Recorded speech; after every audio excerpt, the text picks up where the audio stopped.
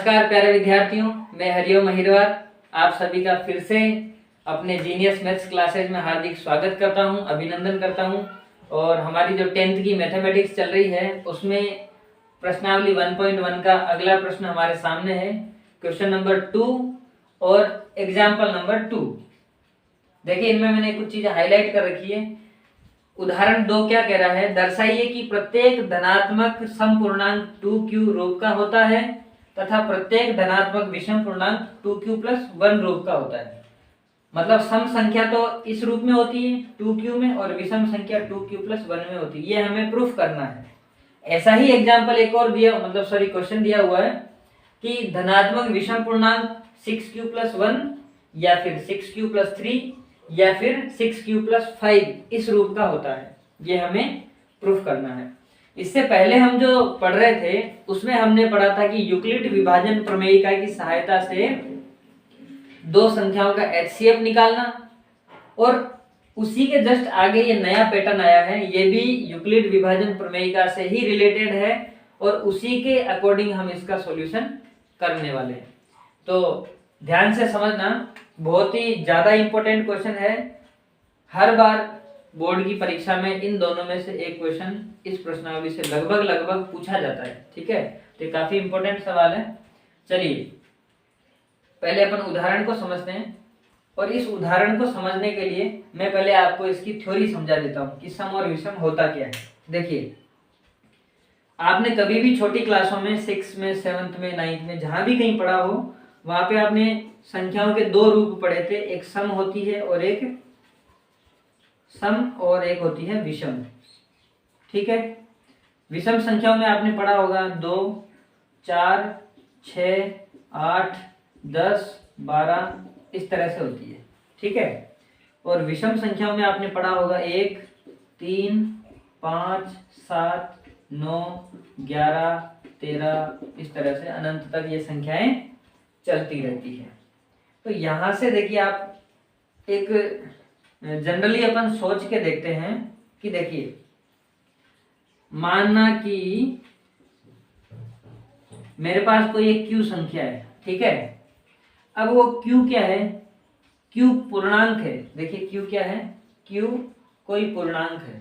ठीक है, तो q पूर्णांक है, इसका मतलब पूर्णांक संख्याएं क्या क्या हो सकता है, अपन ने पढ़ा था। पूर्णांक संख्याएं क्या होती थी, पूर्णांक संख्याएं याद कीजिए। सबसे पहले हमने पढ़ा था प्राकृत संख्याएं, जो प्राकृत संख्याएं कहां से प्रारंभ होती है, 1 से, इस तरह से। फिर हमने पढ़ा था पूर्ण संख्याएं। पूर्ण संख्याएं क्या होती है कि जो प्राकृत संख्याएं हैं उन्हीं के साथ में 0 और मिला दो तो ये सारी संख्याएं बन जाएंगी पूर्ण संख्याएं। इसी के आगे हमने पढ़ा था कि इन पूर्ण संख्याओं के साथ में आप ऋणात्मक संख्याएं भी मिला दो तो ये जो पूरी संख्याओं का एक ग्रुप बनेगा, ये ग्रुप किसका हो जाएगा, पूर्णांक संख्याओं का। मतलब सारी संख्याओं को हम पूर्णांक कहेंगे। ठीक है, तो देखिए पूर्णांक में नेगेटिव नंबर्स भी है, 0 भी है और पॉजिटिव नंबर्स भी है। इसका मतलब क्या हुआ कि हमारे ये जो दोनों प्रश्न है, इन दोनों प्रश्न में q का जिक्र किया हुआ है। देखिए q कोई पूर्णांक है, q पूर्णांक है। इसका मतलब जो हमारा q है वो q इनमें से कोई भी हो सकता है, इनमें से कोई भी हो सकता है। ठीक है, अगर इनमें से कोई भी है तो हमारे q का मान हम -3 भी ले सकते हैं, -2 भी ले सकते हैं, -1 भी ले सकते हैं, 0 भी ले सकते हैं, 1, 2, 3, 4, 5 लाख करोड़ कुछ भी ले सकते हैं। किनमें से, पूर्णांक में से। क्यों, क्योंकि सवाल खुद हमें कह रहा है कि q पूर्णांक है और ये वाला भी कह रहा है कि q पूर्णांक है। यहां तक समझ में आ गया। ठीक है, जब q पूर्णांक है तो माना कि हमने इस q को क्या ले लिया, 1 ले लिया। ठीक है, जब हम q को 1 लेंगे तो हमारा 2q क्या बनेगा, 2q क्या है, 2q हमारा जो सवाल है जो हमें निकालना है, और एक है 2q + 1। देखिए 2q + 1। ठीक है, तो देखिए q अगर 1 है तो 2q मतलब इसका दुगना, 1 का दुगना कितना होता है, 2 होता है। और जब 2q मतलब 2, उसमें अपन 1 प्लस करेंगे, मतलब इस 2 में 1 प्लस करेंगे तो कितना बनेगा, 3 बनेगा। देखिए यहाँ तक समझ में आ गया ना कि q जो पूर्णांक था उस पूर्णांक को हमने क्या लिया, 1 लिया, तो 1 का 2q मतलब डबल 2 हो गया, और फिर इस डबल में 1 प्लस किया तो 3 हो गया। अब देखिए मान लो मैंने q का मान क्या ले लिया, 2 ले लिया, मतलब मैं इसलिए ले रहा हूँ क्योंकि q पूर्णांक है और पूर्णांक ये सारे ही हैं, सारे में से कुछ भी ले सकता हूँ। आप कहोगे कि सर आपने -3 क्यों नहीं लिया, बिल्कुल लेंगे, अभी वो भी लेंगे। कोई कहेगा कि सर आप तो आपके हिसाब से ही ले रहे हो, 10 ले लो ना, बिल्कुल 10 भी ले लेंगे अभी, ठीक है। तो 2 लिया, तो अगर q का मान 2 है तो 2q मतलब उसका डबल, तो डबल कितना हो जाएगा, 4, और इसी डबल में फिर 1 प्लस करना है, 2q + 1, तो 1 प्लस करेंगे तो 4 में 1 प्लस कितना हो जाएगा, 5 हो जाएगा। अगर ये q का मान 3 होता तो 3 का डबल कितना, 6, और इस डबल में 1 प्लस करेंगे तो 7। इस तरह से ये सारी संख्याएं बनती जाएगी, ठीक है।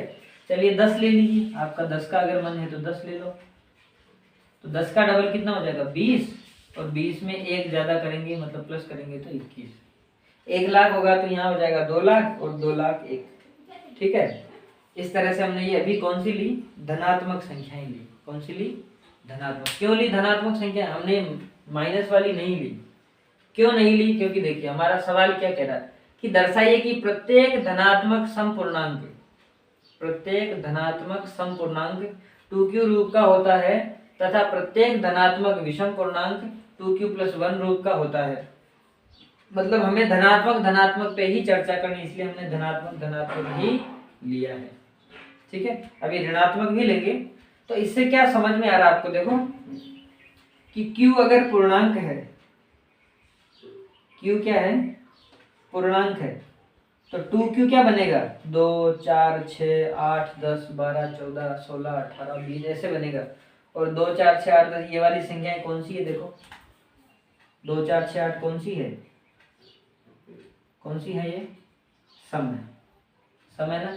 इसका मतलब क्या हुआ कि अगर q पूर्णांक है तो 2q क्या है, सम है।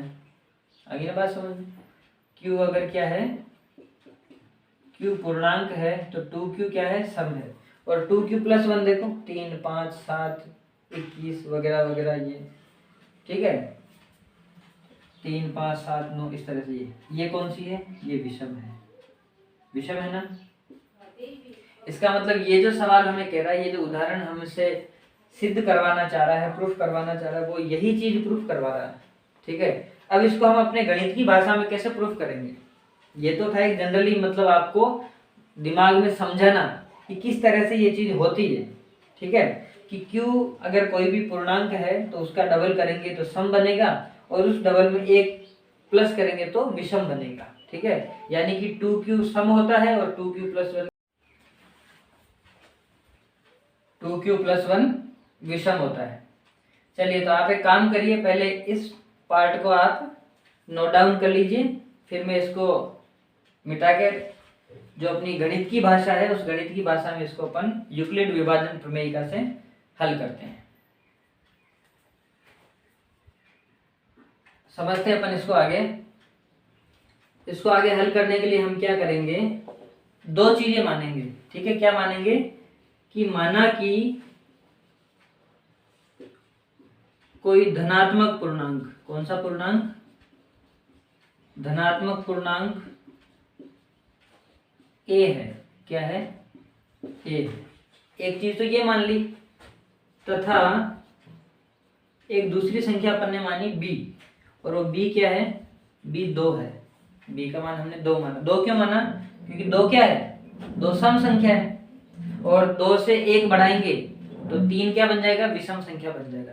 अब हमने ये क्यों लिया, क्योंकि हमें इस 2q की फॉर्म को और 2q + 1 की फॉर्म को हमें ये दिखाना है कि ये वाला सम है और ये वाला विषम है, ठीक है। तो देखिए हमने संख्या कौन सी मान ली, a मानी, और वो भी कौन सी, धनात्मक पूर्णांक है।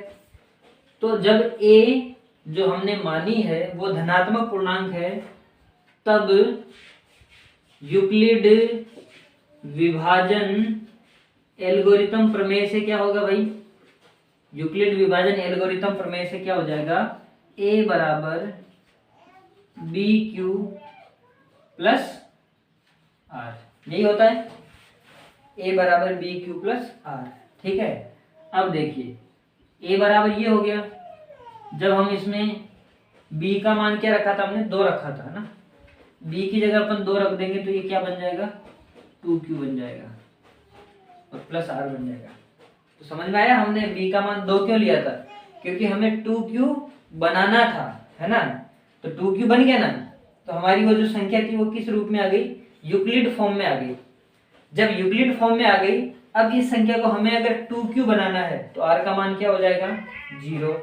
अगर r 0 है तो a बराबर 2q बन जाएगा जो कि सम, और r का मान अगर 1 है तो ये बन जाएगा 2q प्लस 1 जो कि क्या हो जाएगा, विषम हो जाएगा। ठीक है, अतः यहाँ r बराबर 0 से a बराबर क्या हो जाएगा, 2q, r 0 हो गया, और r बराबर 1 से a बराबर क्या हो जाएगा, 2q प्लस 1।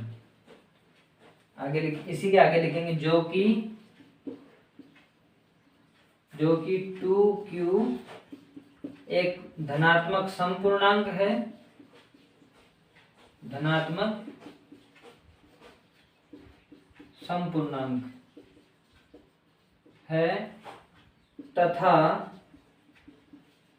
2q प्लस 1 एक धनात्मक विषम पूर्णांक है।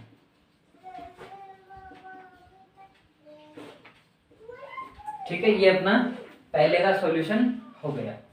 तो आप इसको नोट डाउन कर लीजिए, वीडियो को आपको पॉज करना है और इसको नोट डाउन करना है। ठीक है, आपको मैं एक चीज और याद दिला दूं कि अगर आप चैनल पे नए हैं तो हमारे वीडियो को लाइक कर लीजिए, लाइक तो सभी को करना है, हमारे चैनल को आपको सब्सक्राइब करना है और साथ में जो बेल आइकन वाला जो चिन्ह आता है उसको भी प्रेस करना, ताकि अगले वीडियो का जब भी नोटिफिकेशन सबसे पहले आपको मिले और आप उस वीडियो को देख सको। ठीक है, और इस क्लास को आपको अपने सारे दोस्तों के साथ, आपके मोबाइल में जितने भी ग्रुप्स चल रहे हैं उन सारे ग्रुप में शेयर करना है, ताकि इसका फायदा सभी को मिल सके।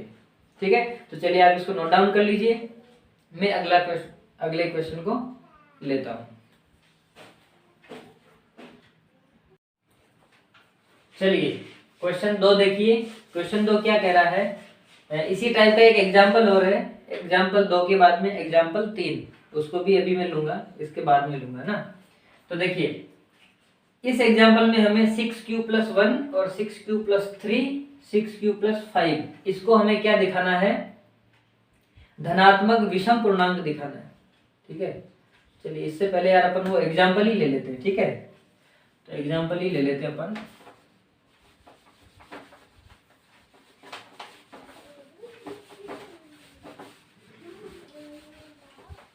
चलिए देखिए एग्जाम्पल में क्या है, दर्शाइए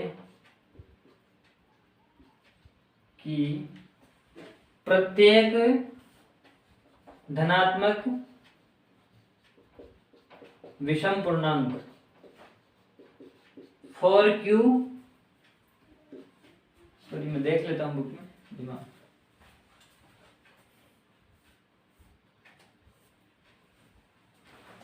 देखिए 4q प्लस 1 और 4q प्लस 3 रूप का होता है।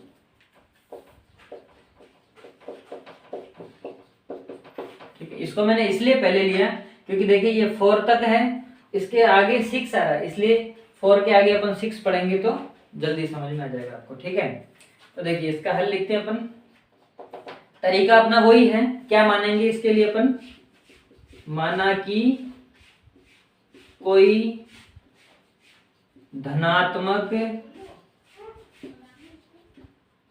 पूर्णांक क्या है, a है, a और b 2 चीजें मानते हैं अपन, तो धनात्मक पूर्णांक तो हमने मान लिया a, तथा कोई भी एक संख्या जो b होती है वो b क्या माना अपन ने, देखिए अब वहां पे अपने 2q आ रहा था, पिछले वाले एग्जाम्पल में 2q था तो हमने b को 2 माना था, यहाँ पे 4q है तो b को हम क्या मान लेंगे, 4 मान लेंगे।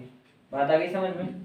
ठीक है, अतः या लिखो अब यूक्लिड विभाजन प्रमेय से, यूक्लिड विभाजन प्रमेय से क्या होगा, a बराबर हम लिख सकते हैं बी क्यू प्लस आर। जब इसमें b की वैल्यू रख देंगे तो a बराबर क्या बन जाएगा 4q प्लस आर।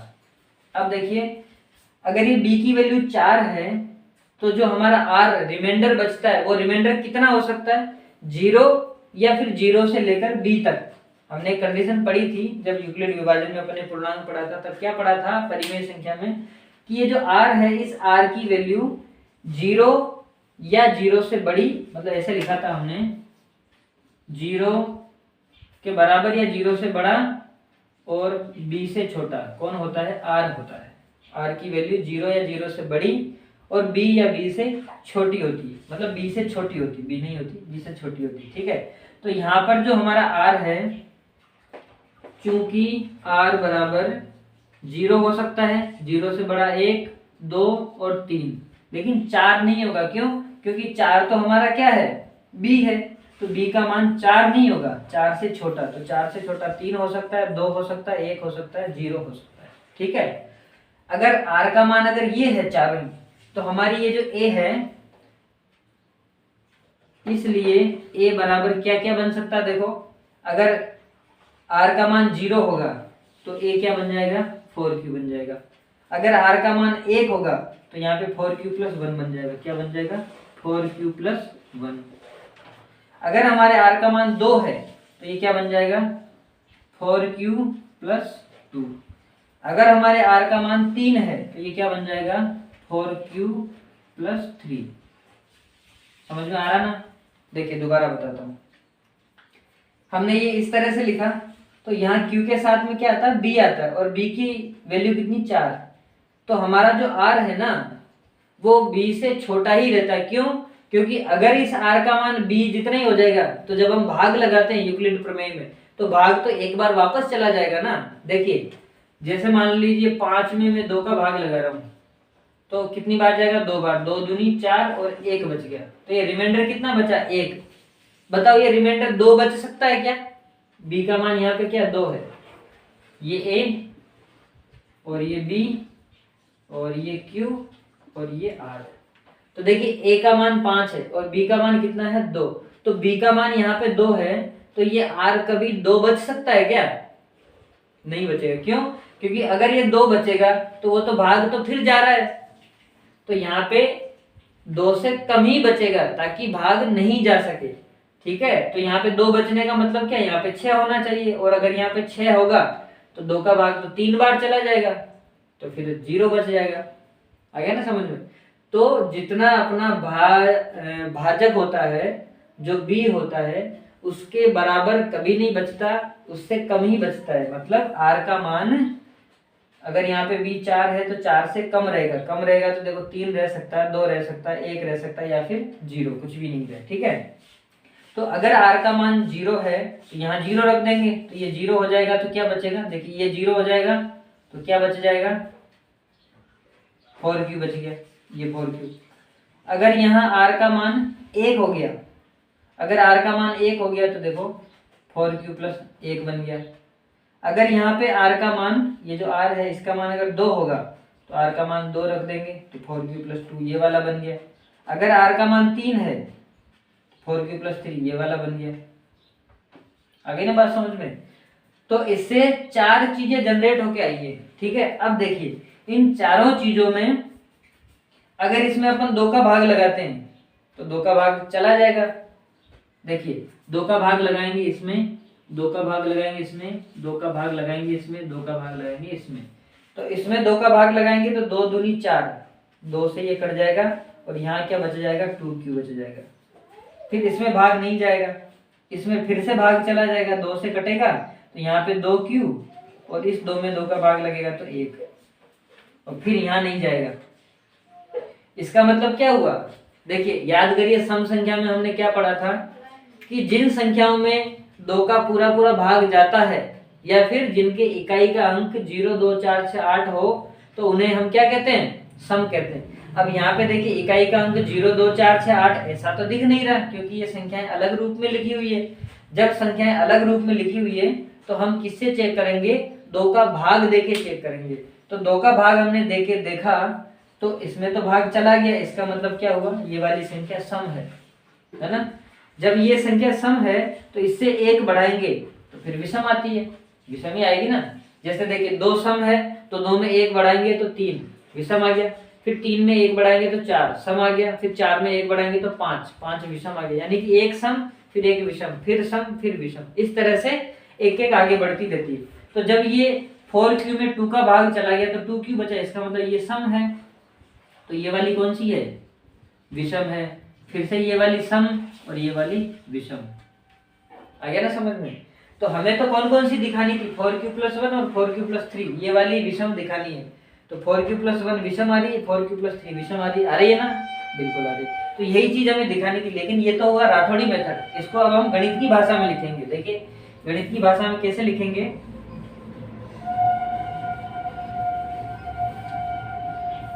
अब हम लिखेंगे कि उक्त चारों संख्याओं में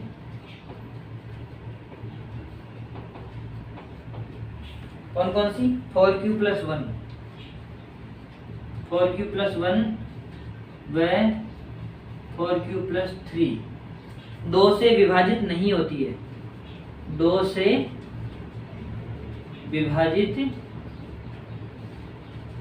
नहीं होती है। अतः क्या है? अतः विषम पूर्णांक है। अतः विषम पूर्णांक है। या इसी को आप ऐसा भी लिख सकते हो कि उक्त चारों संख्याओं में 4q व 4q+2 ये 2 से विभाजित होती है, इसलिए ये दोनों सम संख्याएं हैं। और इन दोनों में एक एक जोड़ने के बाद में ये वाली और ये वाली बन रही है, तो ये दोनों विषम संख्याएं हैं। मतलब दोनों तरीके हैं। कान को इस हाथ से पकड़ लो, चाहे इधर से घुमा के इस हाथ से पकड़ लो, बात बराबर ही है। ठीक है, तो ये हो गया आपका उदाहरण 2। अब लगे हाथ में इस क्वेश्चन 2 को भी फटाफट से समझा ही देता हूँ, उसके बाद आप इकट्ठा ही इसको नोट डाउन कर लेना। ठीक है, इसको थोड़ा सा यार स्पेस चाहिएगा, तो मैं इसको क्या करता हूँ, थोड़ा छोटा लिख लेता हूँ, है ना। जहाँ 0 से बड़ा या छोटा r और b से छोटा। ठीक है, इस तरह से। ठीक है, चलिए अगला अपन क्वेश्चन देखते हैं। जो अपना क्वेश्चन 2 सेम इसी पैटर्न से करना है।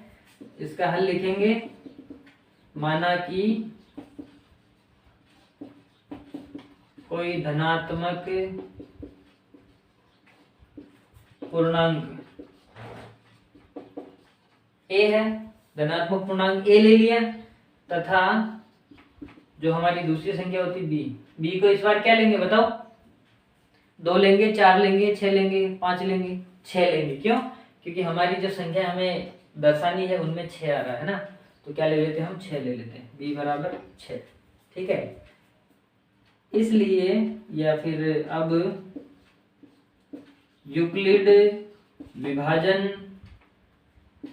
विभाजन प्रमेय से a बराबर क्या बन जाएगा? bq+r, जहां पर r क्या है? b से छोटा है और 0 या 0 से बड़ा है। ठीक है, तो इसमें अब हम क्या करेंगे? यहाँ r बराबर क्या होगा? इस b से, चलिए पहले अपन इसका मान 6 रख देते हैं, तो a बराबर क्या हो जाएगा? 6q+r। ठीक है, अतः r हो जाएगा यहाँ पे 6 से छोटा, मतलब 0 हो सकता है, 1 हो सकता है, 2 हो सकता है, 3 हो सकता है, 4 हो सकता है, 5 हो सकता है, 6 नहीं होगा ना, 5 तक हो सकता है। ठीक, तो जब r का मान अपन ये लेंगे, तो इसलिए r से या r का मान रखने से a क्या क्या बन जाएगा? देखो 0 रखेंगे तो यहाँ 0 हो जाएगा, 6q बन जाएगा। जब 1 रखेंगे तो 6q+1 हो जाएगा, 6q+1। फिर 2 रखेंगे तो 6q+2। जब 3 रखेंगे तो 6q+3। जब 4 रखेंगे तो 6q+4। जब 5 रखेंगे तो 6q+5। ये सारी संख्याएं बन के निकलेंगी। अब इनमें देखिए 2 का भाग से अपन चेक करते हैं कि सम कौन सी है विषम कौन सी है। तो देखिए 2 का भाग इसमें जाएगा, ये सम हो गई। फिर ये अगर सम है, ये क्या है, अगर सम है तो इसमें 1 बढ़ रहा है तो ये विषम हो गई। फिर इसमें 1 बढ़ रहा है तो ये क्या हो गई, ये फिर से सम हो गई। फिर इसमें 1 बढ़ रहा है तो ये वाली क्या हो गई, विषम हो गई। फिर इसमें 1 बढ़ रहा है तो ये सम हो गई, और इसमें फिर 1 बढ़ रहा है तो ये क्या हो गई, ये विषम हो गई। ठीक है, ये हमने पता कर लिया कि कौन सी सम है कौन सी विषम है। तो हमें सवाल में क्या, एक तो 6q + 1 और एक 6q + 3, इन दोनों को विषम दिखाना था। तो अब हम भाषा के रूप में लिख देंगे, क्या लिखेंगे भाषा के रूप में, चूंकि 6q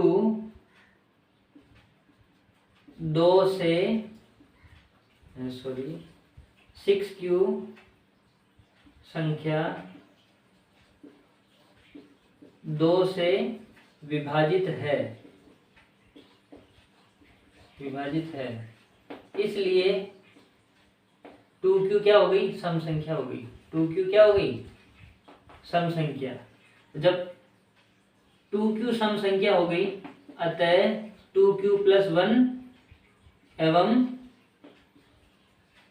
2q नहीं यार, 6q है ना, 6q 2 से विभाजित है तो 6q क्या हो गई, सम संख्या हो गई।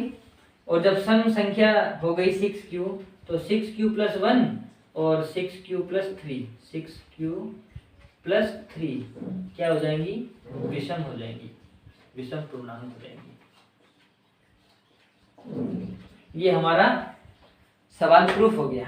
ठीक है, तो उम्मीद करता हूँ आपको बहुत अच्छे से समझ में आया होगा। अगर फिर भी कोई हल्का फुल्का आपको डाउट लग रहा है तो वीडियो को आप बैक में ले जाके वापस से शुरू से पढ़िए। बहुत अच्छे से मैंने एक्सप्लेन किया है, एक एक छोटी छोटी बारीक चीज़ों को अच्छे से समझाया है। उम्मीद है आपको समझ में आएगा और आ जाएगा। ठीक है, फिर भी कोई डाउट रह जाता है, किसी भी तरह की कोई कन्फ्यूजन या कोई डाउट, तो आप कमेंट में ज़रूर लिखिए, अगले वीडियो में मैं उसका सॉल्यूशन करवा दूंगा। ठीक है, तब तक के लिए आप क्लास को पूरा नोट डाउन कर लीजिए। इस वीडियो को आपके सारे फ्रेंड सर्कल में शेयर कर दीजिए, वीडियो को लाइक कर दीजिए, नए हो तो चैनल को सब्सक्राइब कर लीजिए। और इसी के साथ मैं अलविदा कहना चाहूँगा, मिलते हैं अगले वीडियो में, तब तक के लिए थैंक यू, शुक्रिया।